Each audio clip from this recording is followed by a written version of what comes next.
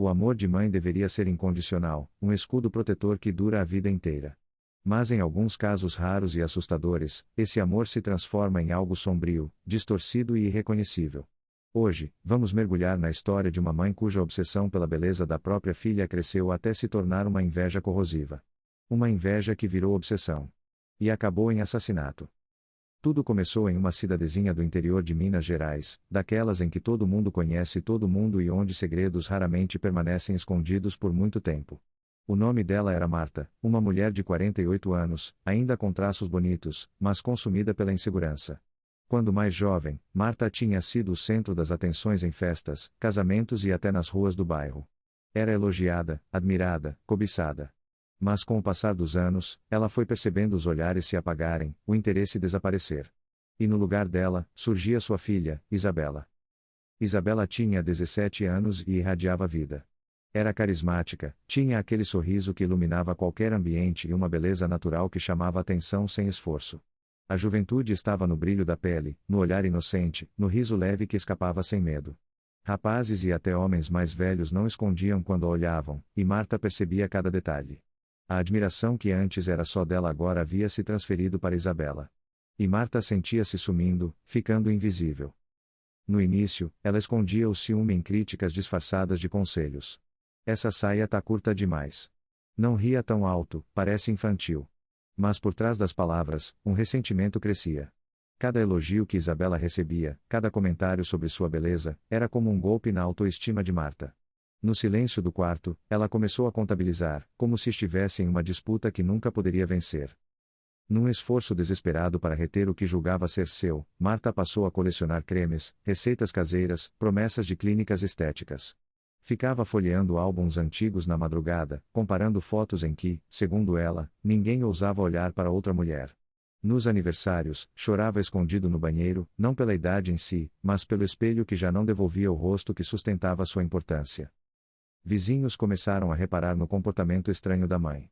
Marta seguia Isabela quando ela saía com amigas, ligava dezenas de vezes para o celular e até confrontava rapazes da vizinhança, acusando-os de tentar corromper a filha. Para quem via de fora, parecia apenas rigor de mãe, mas quem convivia de perto percebia que era algo muito mais sombrio. Era uma mulher travando uma guerra contra o tempo, despejando suas frustrações na filha que representava tudo o que ela havia perdido. Isabela, ingênua e doce, tentava manter a paz. Amava a mãe e muitas vezes ignorava os olhares de rancor. Mas as amigas notaram os hematomas em seus braços, escondidos por blusas de manga comprida mesmo no calor do verão. Questionada, ela sempre dizia que era desajeitada, que havia tropeçado. Mas em confidência, admitiu que a mãe havia perdido o controle em algumas discussões. A coordenação da escola chegou a chamá-la para conversar. Ofereceram acolhimento, sugeriram acompanhamento psicológico, falaram sobre medidas de proteção. Isabela, porém, recuou. Disse que a mãe estava passando por uma fase, que tudo ficaria bem. Entre a lealdade e o medo, escolheu o silêncio, e esse silêncio foi o espaço onde a tragédia ganhou fôlego. Até que uma noite tudo explodiu. Isabela tinha sido convidada para uma festa de aniversário e resolveu ir. Vestiu um simples vestido vermelho, nada provocativo, mas suficiente para acender a fúria da mãe. Marta a acusou de querer seduzir os homens da rua, de querer tomar tudo para si. A discussão foi tão violenta que os vizinhos ouviram vidros estilhaçando. A polícia chegou a ser chamada, mas quando bateram na porta, Marta apareceu serena, com um sorriso falso, dizendo que estava tudo bem. Atrás dela, Isabela tremia em silêncio. Os policiais foram embora, mas dentro daquela casa, algo tinha se quebrado de forma irreversível. A partir daí, Marta passou a controlar cada passo da filha. Trancava portas, escondia as chaves e a isolava do convívio social. Justificava dizendo que era para proteger Isabela, mas na verdade era para mantê-la sob domínio. Passava horas diante do espelho, tocando as rugas do próprio rosto e comparando sua pele com a da filha. Em surtos de raiva, gritava que Isabela havia destruído sua vida apenas por existir. Logo, a ausência de Isabela começou a levantar comentários na escola. Marta inventava desculpas, dizia que a filha estava doente, que sofria de ansiedade, que precisava ficar em casa. Mas nenhuma explicação parecia convincente. Alguns vizinhos juravam ouvir choro abafado durante a madrugada, sons que eram rapidamente interrompidos. A cada dia, crescia a sensação de que algo terrível estava prestes a acontecer. E então chegou a noite da tragédia. Uma tempestade forte caía sobre a cidade. Raios cortavam o céu, trovões faziam as janelas tremerem. Isabela, cansada de viver aprisionada, tentou fugir. Mas Marta a pegou ainda na porta. O confronto foi brutal, um embate cheio de gritos que mais pareciam de um animal em desespero. Marta, tomada pelo ódio e pelo pânico de perder o pouco de controle que ainda tinha, atacou a filha. Golpe após golpe, até que Isabela caiu, imóvel. O barulho da tempestade abafava os sons da violência. Quando finalmente percebeu o que havia feito, Marta não chamou socorro. Arrastou o corpo da filha até o banheiro, encheu a banheira e tentou simular um acidente. Disse à polícia que a filha havia escorregado e se afogado. Mas os hematomas denunciavam a verdade. O laudo foi claro: Isabela havia sido estrangulada antes mesmo de tocar a água.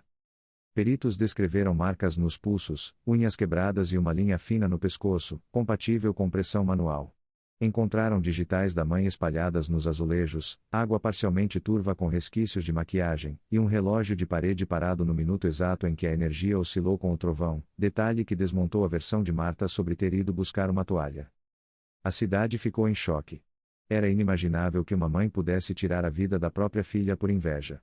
No julgamento, Marta não demonstrou arrependimento. Testemunhas relataram sua obsessão por juventude, seu rancor pelos olhares que já não recebia, sua inveja do brilho da filha. O júri não hesitou: condenação por homicídio qualificado, prisão perpétua sem direito à redução. A promotoria reconstruiu os minutos finais com precisão sufocante, exibindo mensagens apagadas que o perito recuperou do celular de Isabela: hoje eu vou sair. Se ela brigar, eu vou mesmo assim. O silêncio que se seguiu na sala foi tão pesado quanto a chuva daquela noite. Do banco dos réus, Marta fitava as fotos como quem olha um espelho rachado, não via a filha, via a afronta. Mas o que mais chocou foi a frieza. Quando exibiram no tribunal as fotos dos ferimentos de Isabela, Marta sorriu discretamente, como se estivesse satisfeita por finalmente impedir que a filha a ofuscasse. Psicólogos que a avaliaram concluíram que ela era narcisista, incapaz de empatia, obcecada pela própria imagem. Para Marta, Isabela não era uma filha, mas uma rival. E na mente dela, o assassinato não era crime. Era vitória. Hoje, a casa onde tudo aconteceu está abandonada. As janelas quebradas, o mato crescendo ao redor. Jovens da cidade juram que, ao entrar ali, já viram a silhueta de uma garota no espelho do banheiro. Outros afirmam ouvir sussurros, como se alguém pedisse socorro. O imóvel já foi colocado à venda diversas vezes, mas ninguém consegue permanecer lá por muito tempo. Corre pelas redondezas que, quando o tempo fecha, a torneira do banheiro pinga sozinha e a água fica levemente escura, como se segredos velhos voltassem à superfície. Um corretor que tentou filmar o interior garante que, ao apontar a câmera para a banheira, captou o reflexo de alguém parado na porta, mas estava sozinho. Ele saiu apressado e nunca mais voltou. Vizinhos dizem que o lugar parece respirar, como se tivesse absorvido toda a inveja e o ódio daquela noite. Há quem cruze a rua para não passar diante da casa. Alguns garantem que, quando chove forte, é possível ouvir o eco dos gritos de Marta se misturando ao trovão, como se a cena se repetisse eternamente. E assim essa história permanece, não apenas como um alerta sobre os perigos da obsessão, mas como um lembrete sombrio de como a mente humana pode se perder quando é consumida pela inveja. Um crime que nos deixa com uma pergunta difícil, talvez impossível de responder: até onde a inveja pode levar alguém antes que toda a humanidade desapareça? E você? Acredita que Marta foi apenas vítima da própria vaidade e narcisismo, ou havia algo ainda mais sombrio agindo dentro dela? Deixe sua opinião nos comentários. Porque às vezes, os monstros mais assustadores estão dentro da própria família.